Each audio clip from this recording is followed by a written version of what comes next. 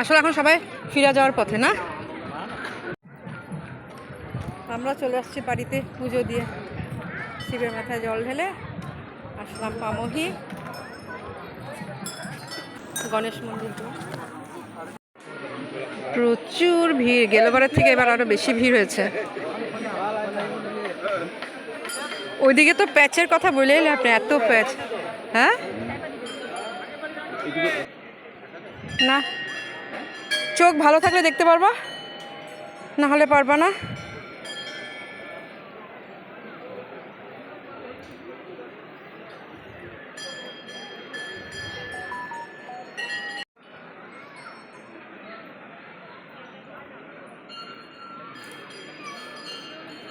মানুষ 10টার থেকে এসে এখনো মনে আধাও যায় নাই না, 10টার থেকে এসে লাইন দিয়েছে, এখন 2টো বাজে।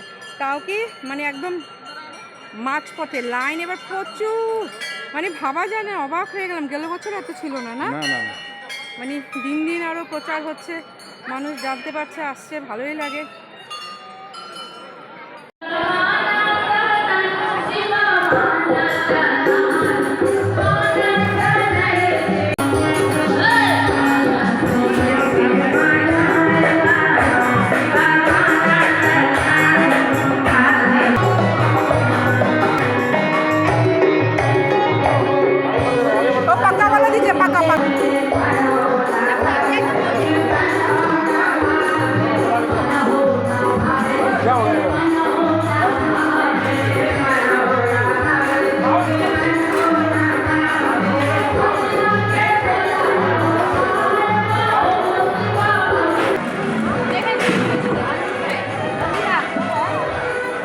আজ এখানে ফল প্রসাদের ব্যবস্থা করা হয়েছে, আগামী দিন পুরি বা অন্য মানে এসব প্রসাদই দেওয়া হবে।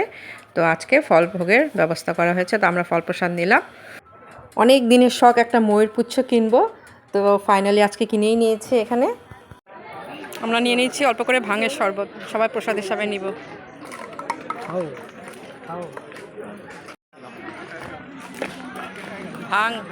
ভাঙের শরবত না, অল্প অল্প প্রসাদ হিসাবে নিতে হবে।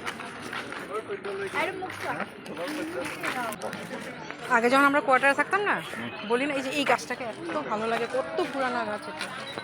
তো ওই উড়িষ্যার মানে আমরা আঙ্কেল আন্টি বলতাম, হ্যাঁ, ওরা প্রত্যেক বছর মানে বেশি করে কাজু বাদাম মানে যত ধরনের ড্রাই ফ্রুটস দিয়ে বেশি করে মানে পাটাতে পিষে দুধ দিয়ে, আর যেহেতু ওনাদের ছেলেমেয়েরাও মানে খেত, তো অল্প করে ভাং দিতেন আর আমরাও খেতাম প্রসাদ হিসাবে, খুব টেস্টি হতো।